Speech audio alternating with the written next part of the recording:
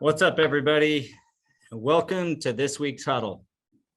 We come at you every Tuesday to discuss maintaining forward progress in your flooring career.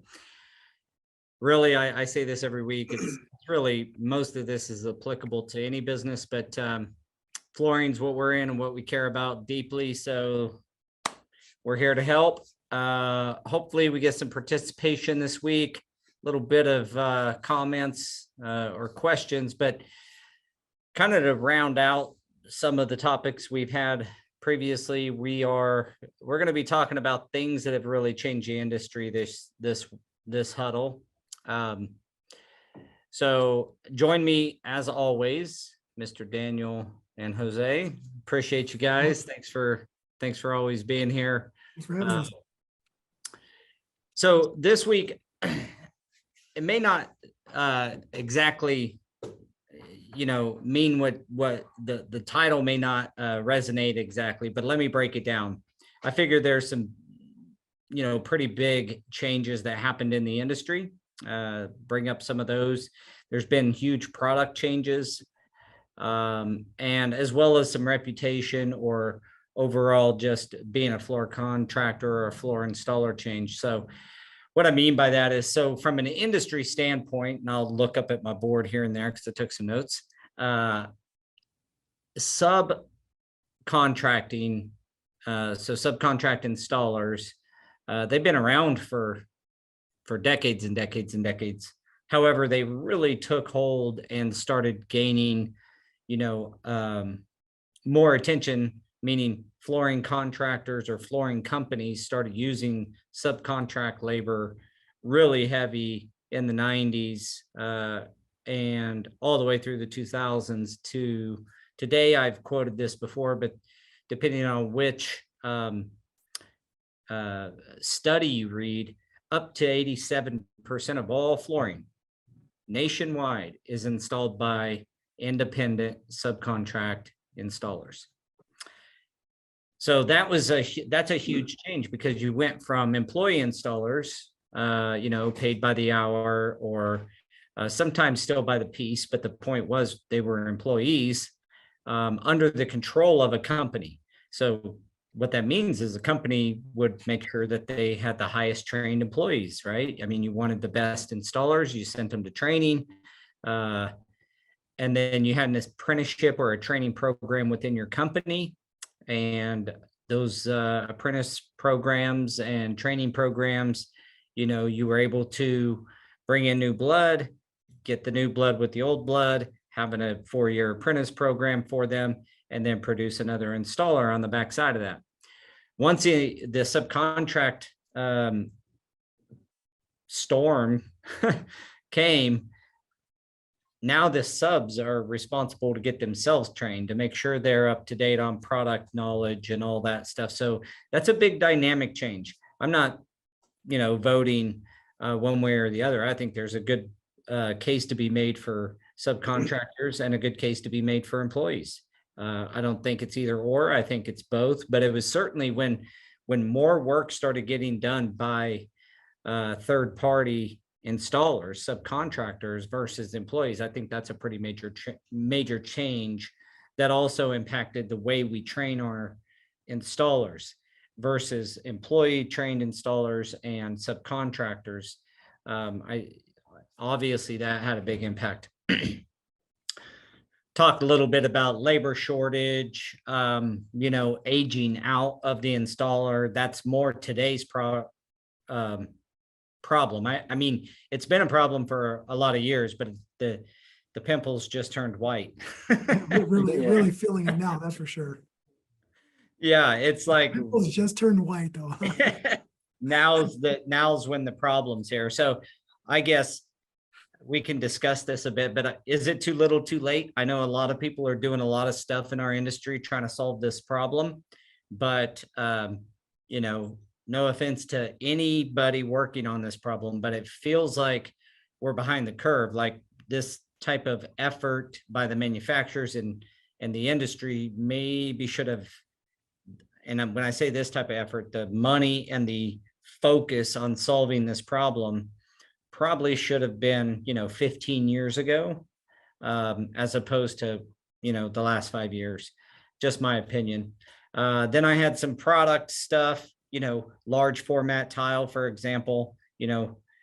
I remember in 95 when I first started, the biggest tile you'd see is an 18 by 18 tile. Like, there were probably bigger ones, but in general, 12 by 12 and 18 by 18 being the biggest. Now we have gauged porcelain panels that are 4 foot by 10 foot. So that changed for everything from the tooling to the training to site conditions, the whole deal. Water soluble adhesives. And, when the EPA took our solvents out, if you've been around long enough, you've had some failures from that. I certainly did. That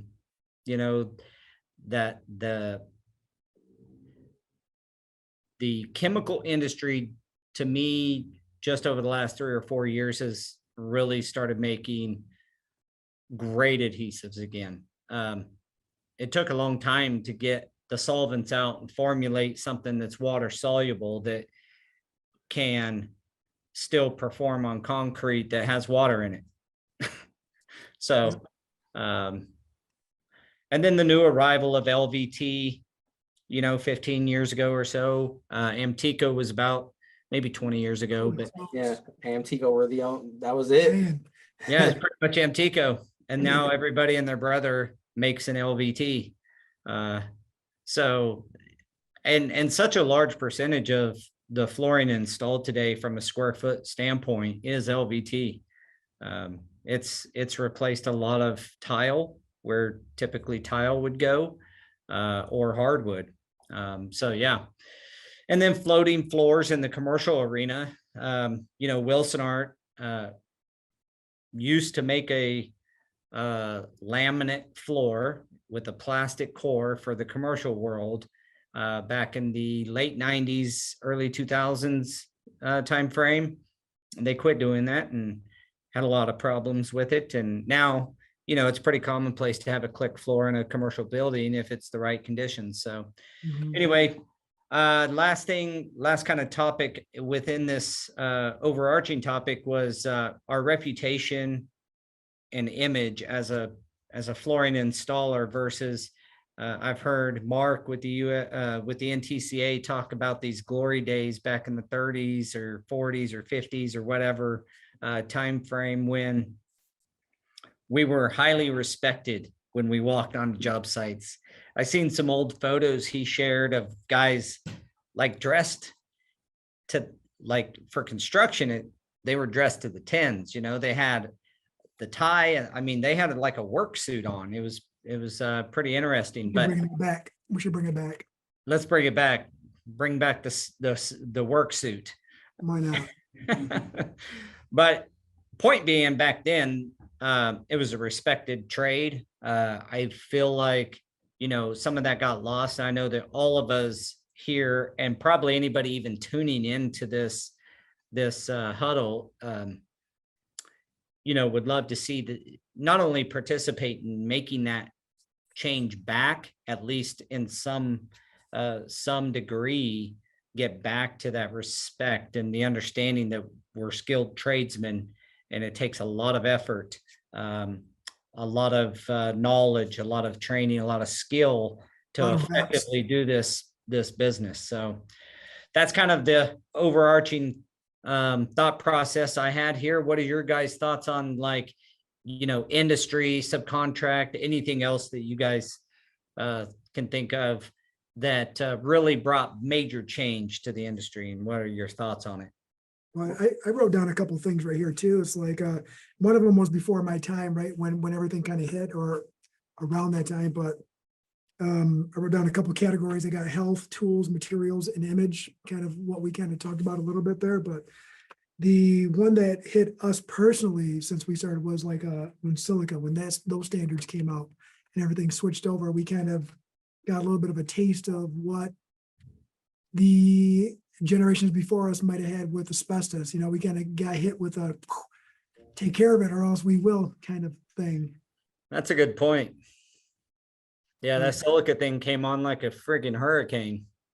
Yeah, we were not in a good spot at that time, I guess, but we made it happen and we went and made those changes and we actually made a lot of changes before everybody else did and everyone around the area kind of followed suit. I mean, it's not, we didn't intentionally do that, but we started making every contractor aware that we were 100% silica compliant. Daniel went above and beyond to make sure we have the documents, the paperwork, like everything that our government was requiring of us at that time. And now it's just standard practice. So Yeah. Yeah, that silica thing was tough. We were behind the curve for sure. I didn't know how serious it was, if I'm honest. When it came out and you hear all the talking, I thought, it's just all these major tool manufacturers trying to sell more tools, some different thing. same thing. We were like, whatever. We breathe dust every day, right? Yeah. One of those people, and then you actually learn about it. And it's like, yeah, you got to change your mindset. It's not like I've already done this and I'm fine. It's I need to protect everyone Yeah. that's working here and that on the job site. So we have to do it. Yeah. Yeah. Once you read into it, you realize there is some damage that stuff can do. And protecting you and your employees and other, job site workers or what have you is the responsible thing to do. But I would be lying if at the beginning I didn't call bullshit. I'm not scared. Well, Yeah. we do a lot of hospital work too. So it's like always, talking to infection control, and you don't realize the numbers of how many people actually get sick or die just because there's dust that you're kicking up. just the particulate that's in the air. Yeah. It was a little bit easier for us to justify it, right? But even Did though did you guys actually talk to medical professionals at the hospital in that regard, or was it Oh. just, At one of the hospitals we work for, infection control is there every single job. She comes by every single day, so we talk to her quite a bit.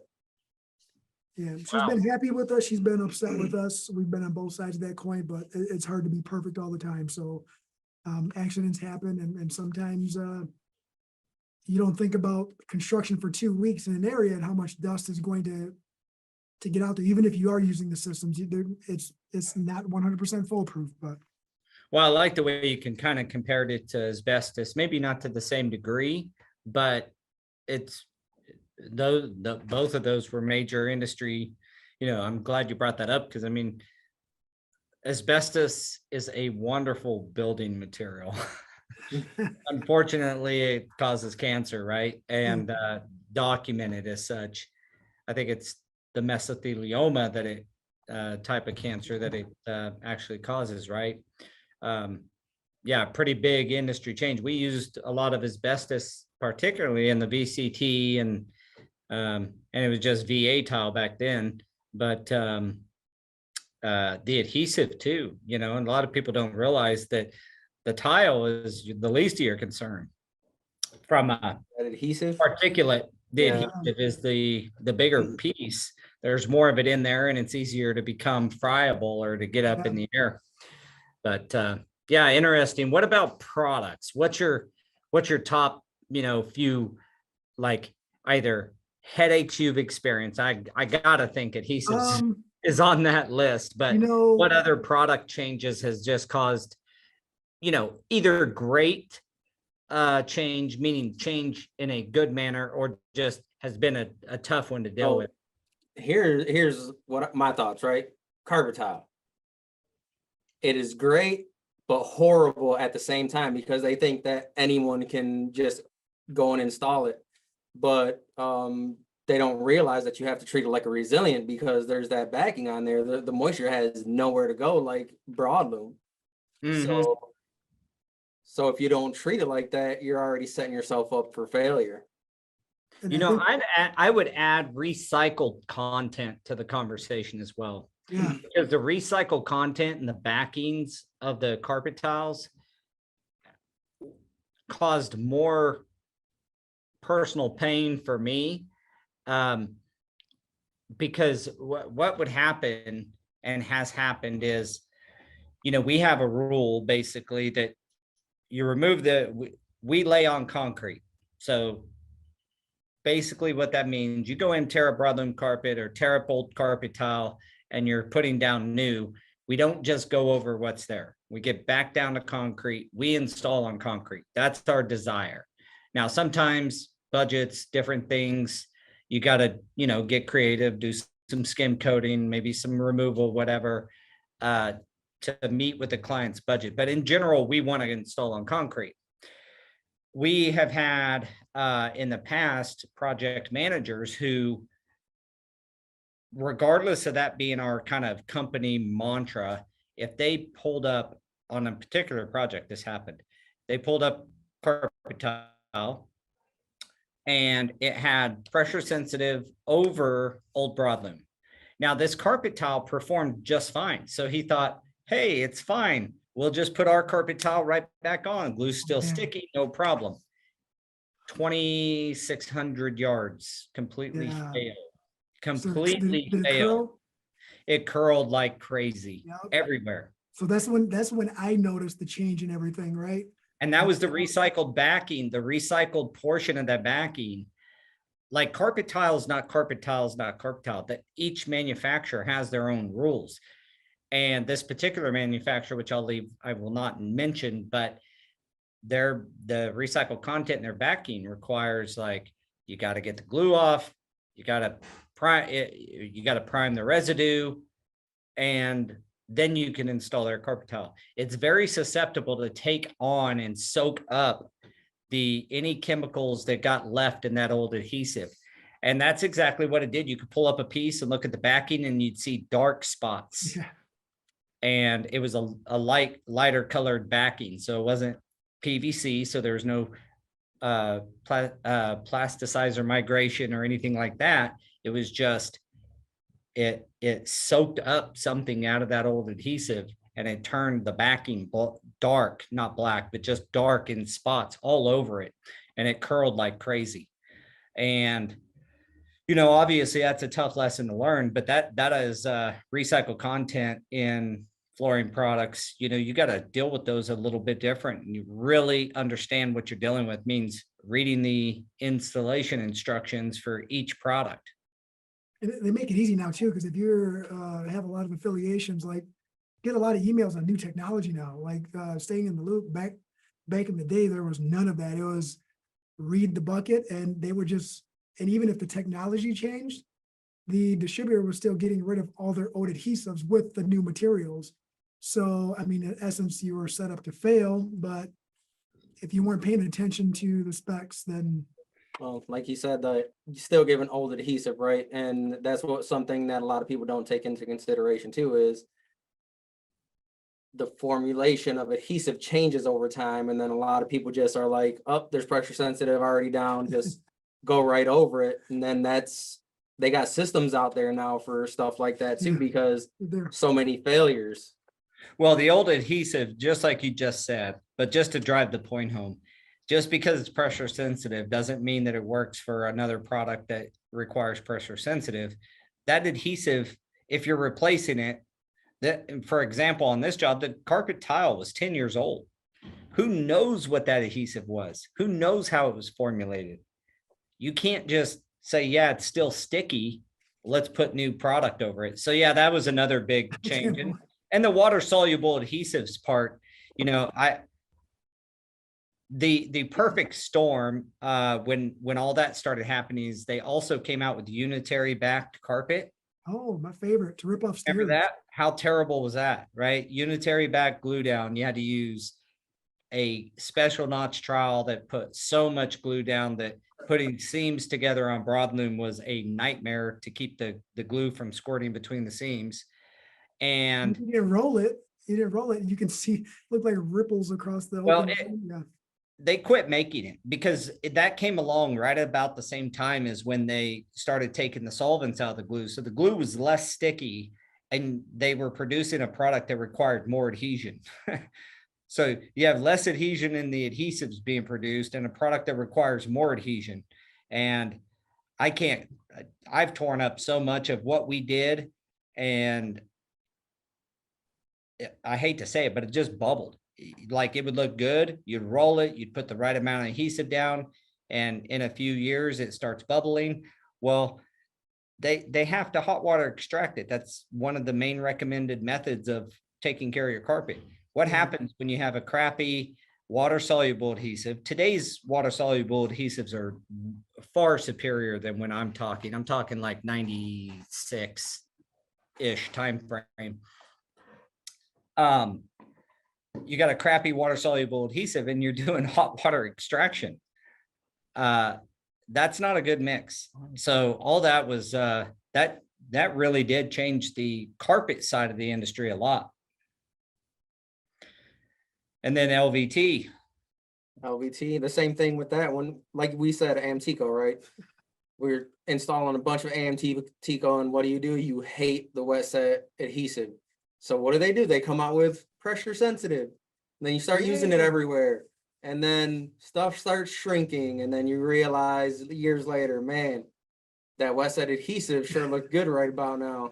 Yeah, kind of locked it in a little bit better. Plus, you know, Amtico made a great product and they still do. Like it's still one of my favorite LVTs. But because LVT blew up so much, there's LVT you can buy for 50 cents, you know, and it's a 6 mil or less wear layer. But you want to talk about shrinkage and curling or cupping, all those problems, you know, that comes because you start bringing in when a market gets hot, more and more manufacturers start making the product and it gets made cheaper and cheaper and cheaper. And it became a product that was a race to the bottom. Whereas Amtico kind of had the markets cornered and really made a high quality product. And frankly, I don't see that they ever changed their kind of staple mainstay product. We've done it a lot, and You know, I've never had it shrink. I've never had problems with it, but there are other manufacturers out there. Mention there's some any. Antico around here, so when you talk about how good the adhesive was back then. A few years ago, my grandmother was in a home before she passed, and it just happened to be a home we did the floors in a long time ago. We went there and it stood the test of time. It was still looking good. You know, it was custom borders and all that, and it looked really good for the age. And I was very impressed to not see gaps everywhere.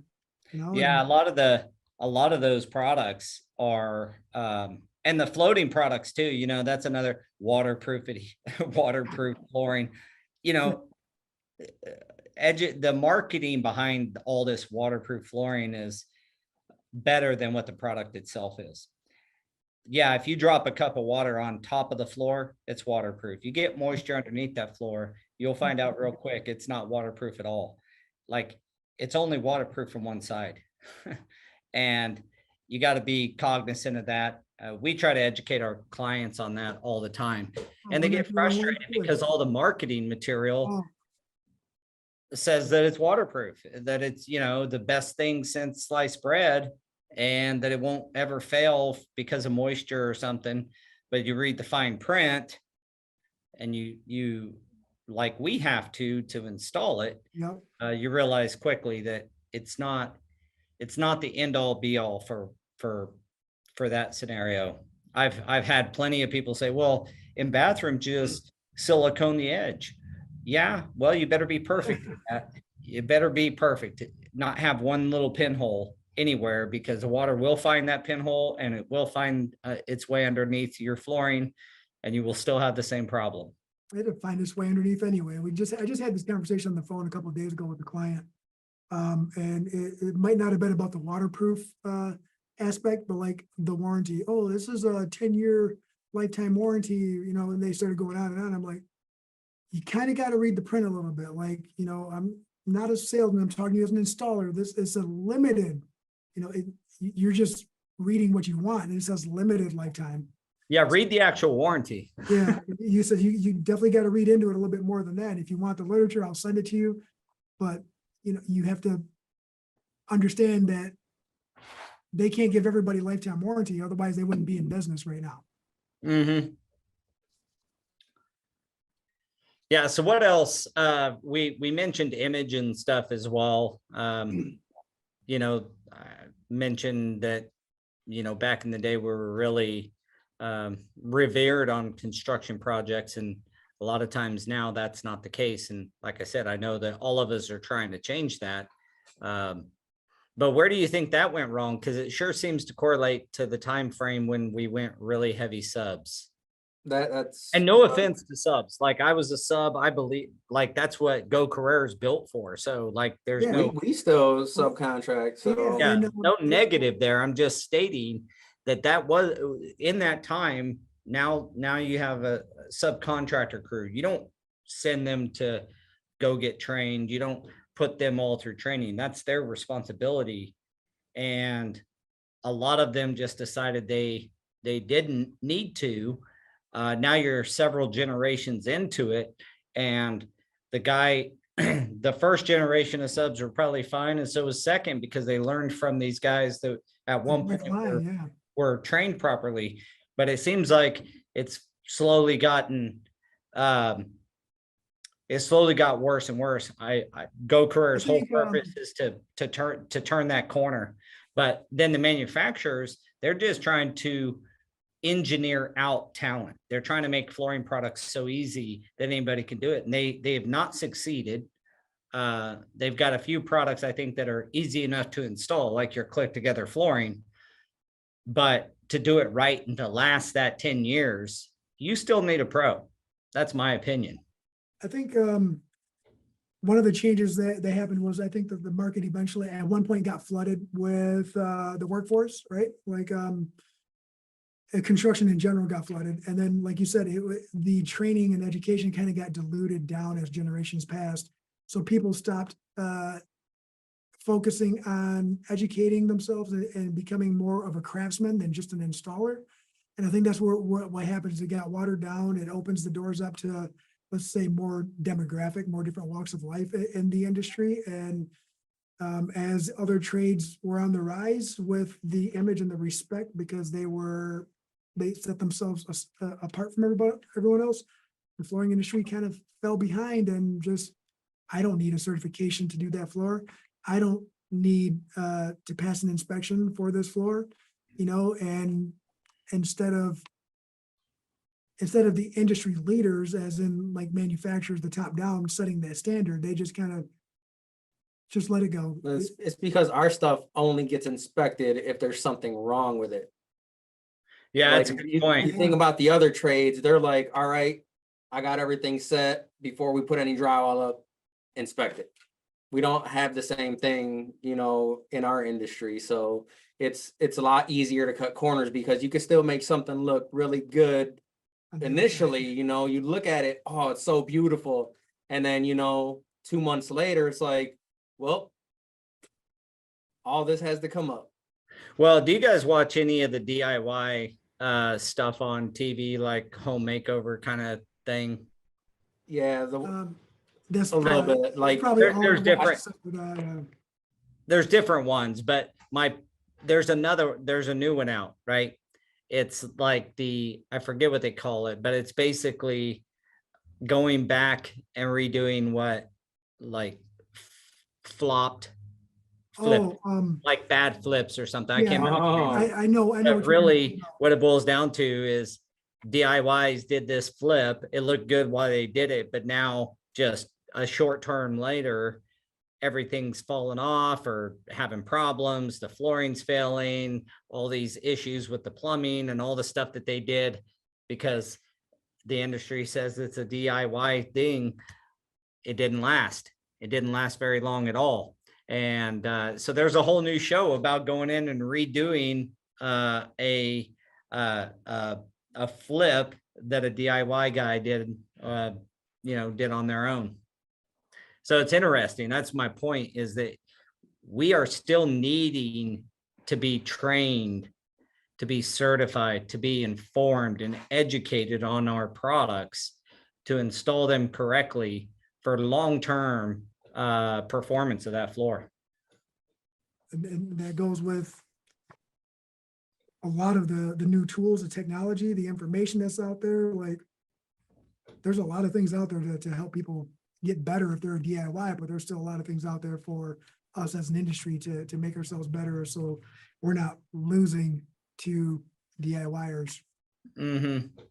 They do, like you said, they keep on engineering stuff to be more user or installer friendly to cater to them. And that's why I think, you know, we have the market where we have it with, you know, the sheet vinyl, the resilient side of it, because there ain't no.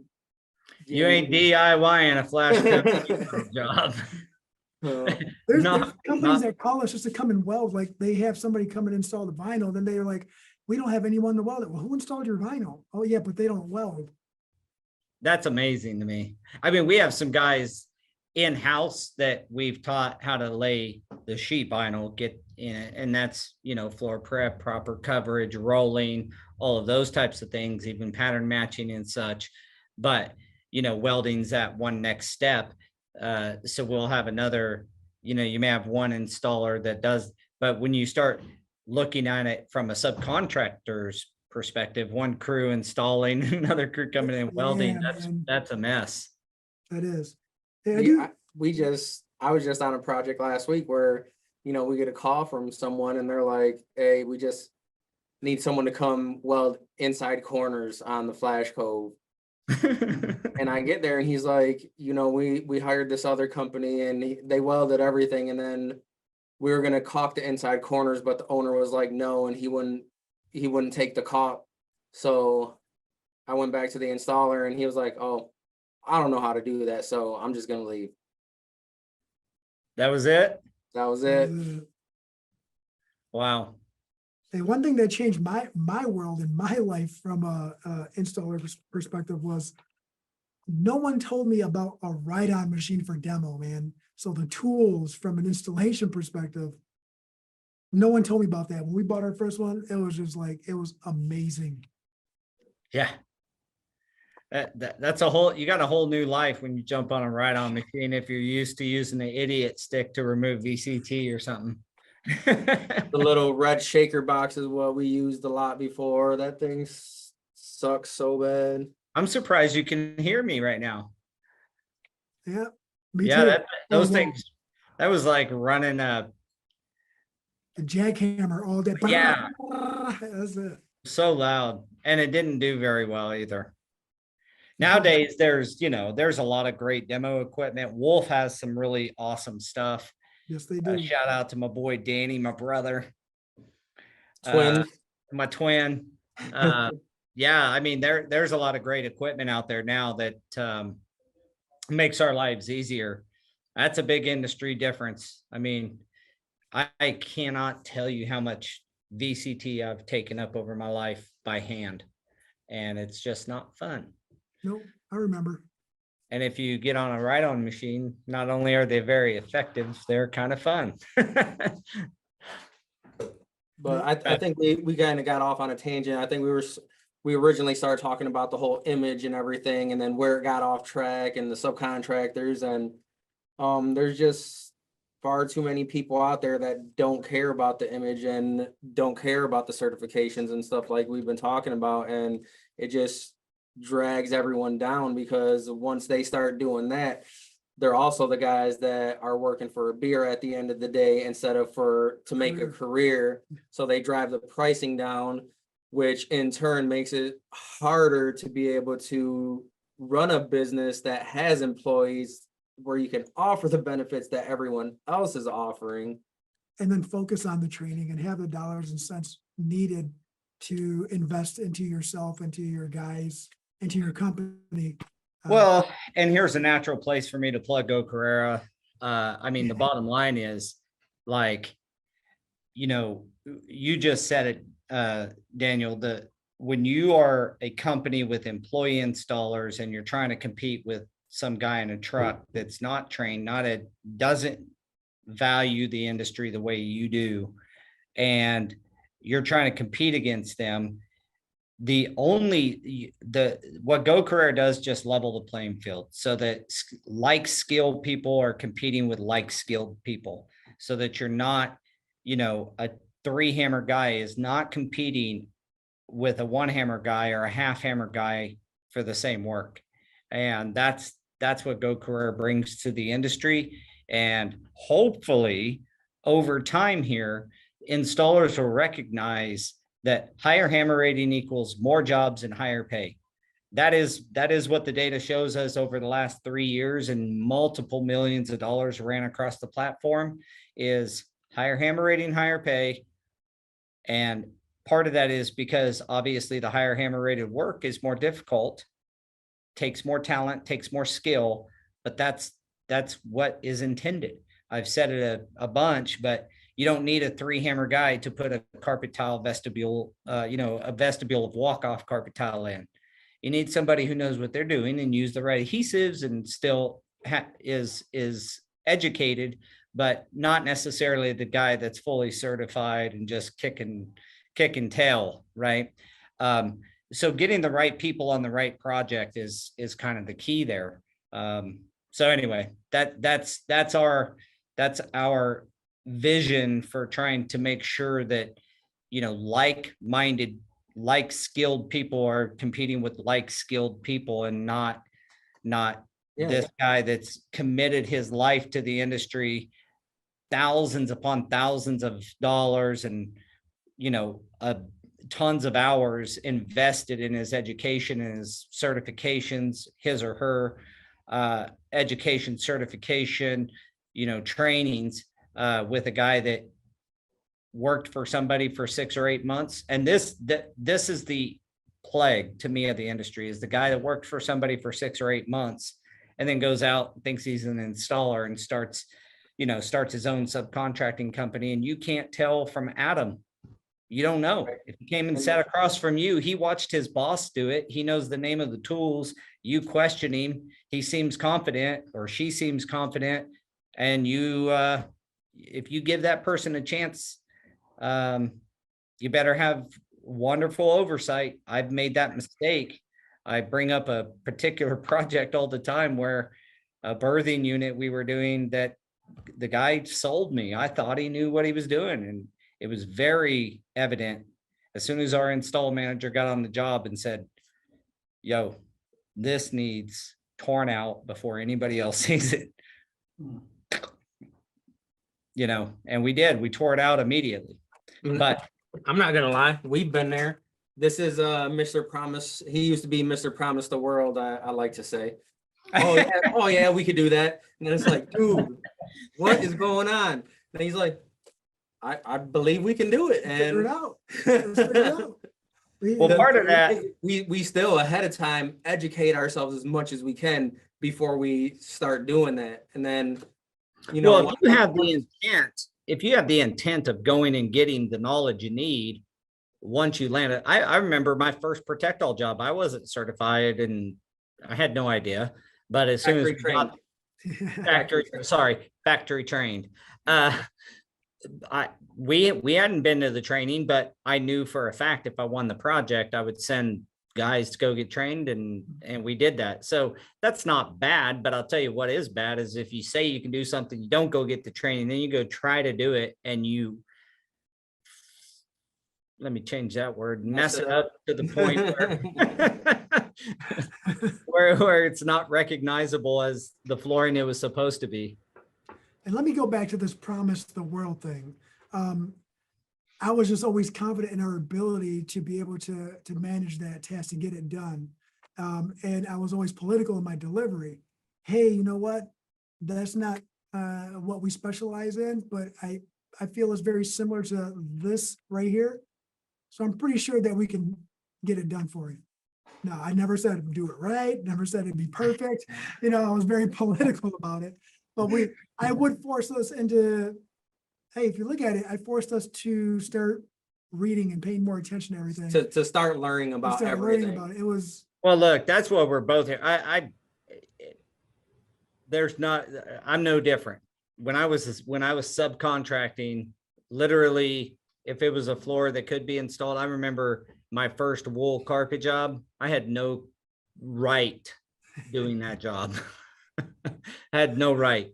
Luckily, I had some mentors around at the time that were willing to help me out and and make sure that project went well. And I learned a lot and, continued to learn. But yeah, we all get in those scenarios because you don't want to turn work down, but just have the intent of going and getting the training. I'm trying to save you from what I did. I don't want you to go through what I've been through. And that's the whole purpose of this huddle, is like, maybe you'll hear something like, Jose saying that. And if you've done that, that's fine. If you have the intent of going and getting the training necessary, or at least the education necessary to install that product properly.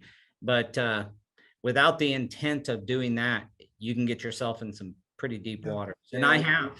With us, we're first generation too. So a lot of people, when we go to the conventions and stuff, they're always asking, who'd you learn from? Who'd you learn from? It's like, by messing up, Yeah. basically. Or going back, I had let's call it the luxury of coming behind other installers and fixing unsatisfactory work. Let's just call it that. So I had to reverse engineer and then put it back together. And that's when I started finding out the do's and the don'ts. And It's amazing what you can learn when you're fixing other people's stuff. yeah. Now we just got to fix the industry, man. We just got to try to figure it out. Well, just keep taking stabs at it every week here. And, I know you guys and we, as well as you guys, I don't know how to say that properly there, but the point being is getting involved. We did a huddle last week. That's why about being involved and where you can stay up to date on the industry. Well, that's kind of this is showing you why right here is all the changes, everything that happened in the industry really required for you to be part of it, to stay in touch and know the new products, know the new tools. I mean, in heat welding, the different groovers and different heat welding tips and all of that stuff, that, I mean, you could be an expert in that alone. I do, when I do classes, I estimate I carry probably around $25,000 worth of tools to these classes. So, I It's mean, just his lunchbox.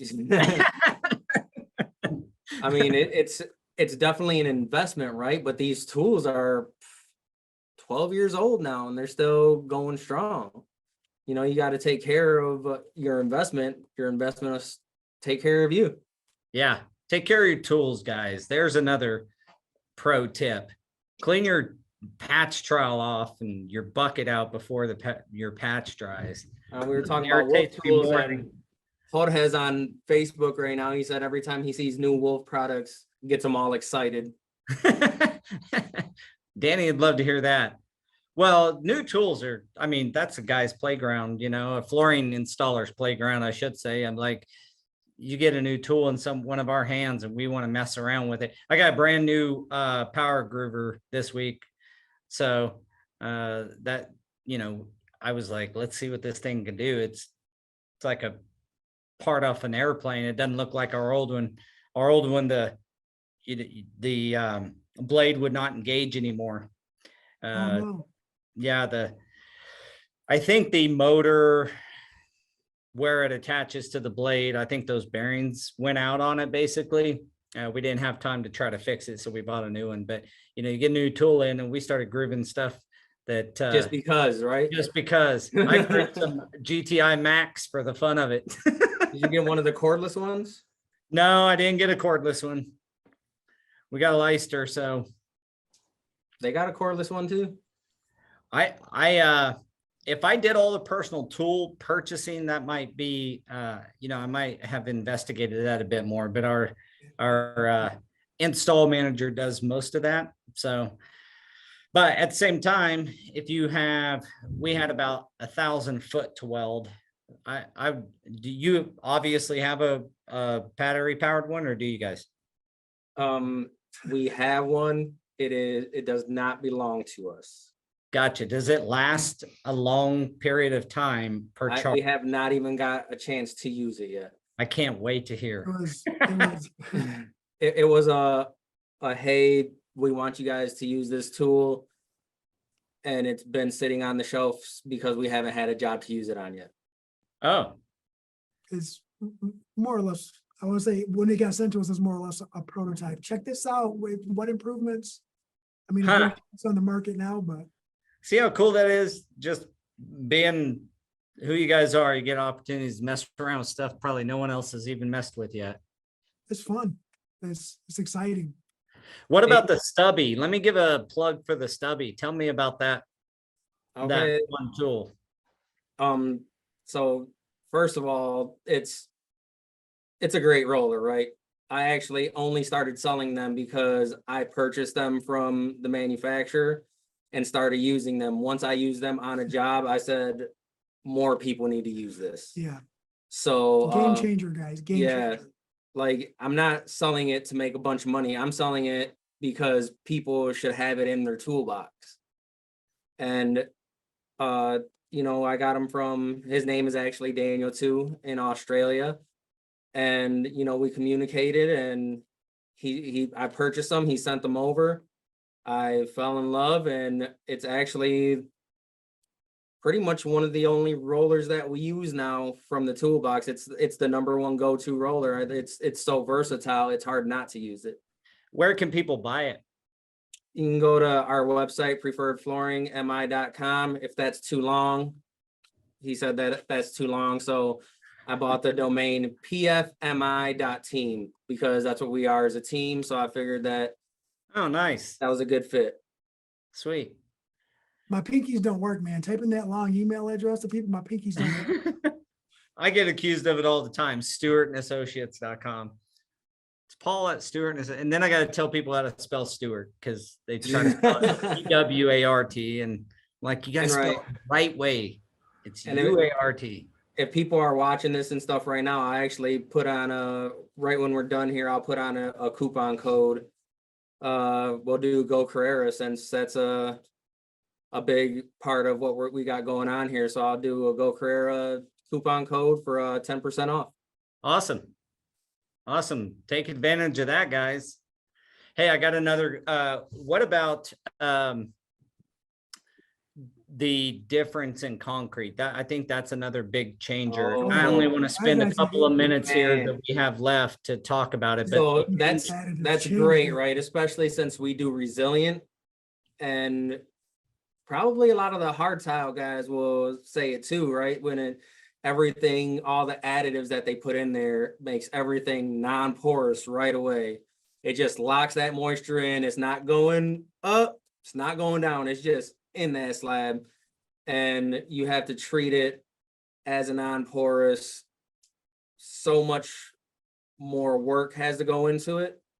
We did a job, Bronson Hospital, and this one just got finished up last year, where there was a bunch of Nora going down. And, you know, once we, you know, those are the questions you ask up front. Are there any additives going in here? Yeah, this additive is going in here. I was told never to use the name because they'll sue me.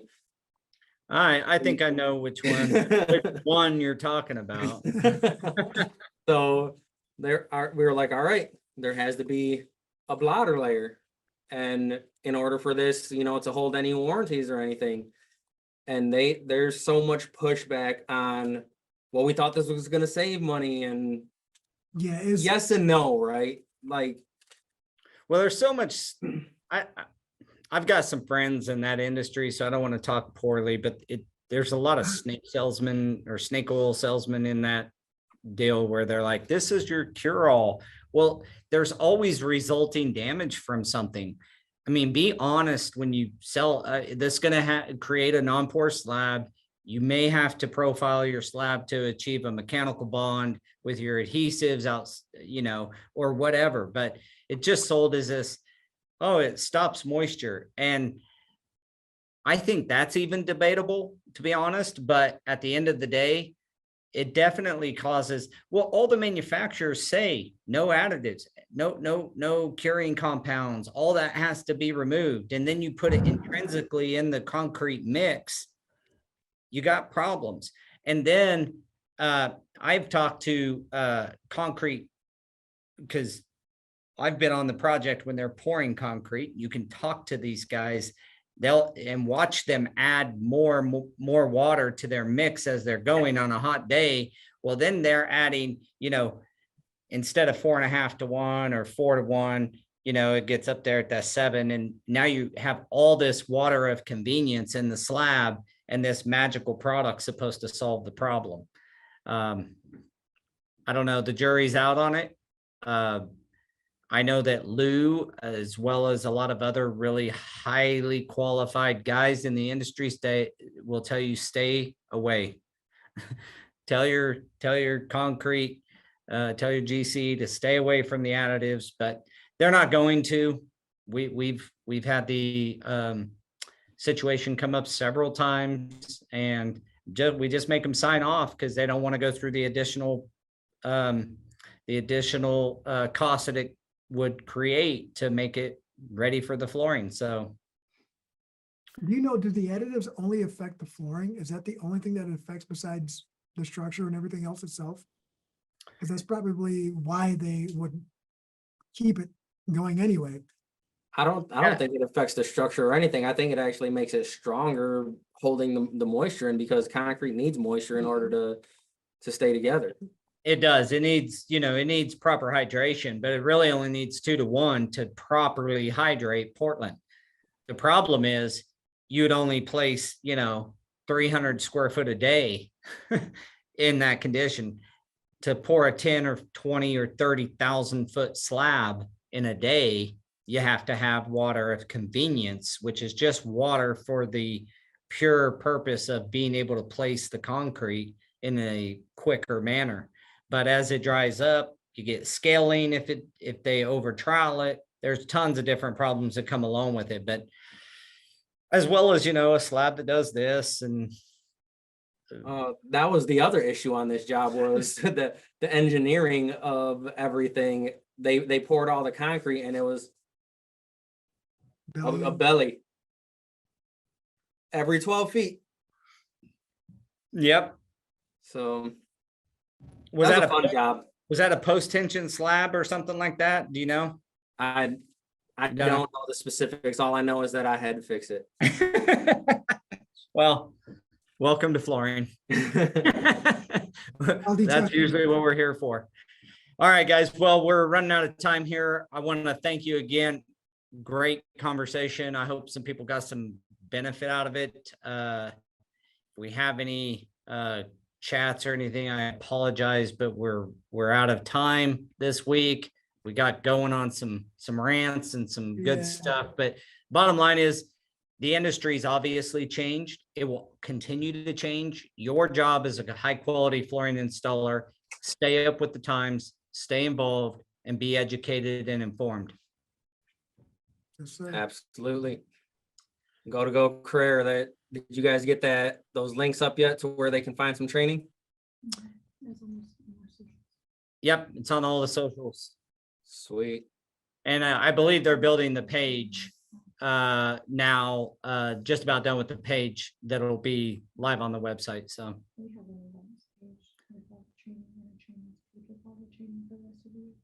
okay, yep, sounds like they got it up. Is that on the website? Yeah, we've got that. Yep. Sweet. Now they got somewhere to go in order to point them to everywhere. Yep, go to gocareer.com, go to the trainings or events page and check it out. And if you have any trainings that you want to you don't see on there that you think are valuable, please email us at support@gocareer.com and let us know of the training. We'll get it put up. And Next week, there may be a gentleman on here. He's involved with FCICA and then doing inspections and stuff. He was watching the last few, and then I think he's on an inspection today. He wanted to join, but I think he might want to actually come on to talk about what he's got going on. So that'd be great. I shared with him the link, and we'll keep in touch to see how that pans out for next week. Awesome. Yeah, I would be interested to chat with him on his opinion of should flooring installers get at least some level of inspection training to know what the inspectors look for. I've always thought that might be, that would be really quality information for a guy to know if there's a failure, what do they look for? Right.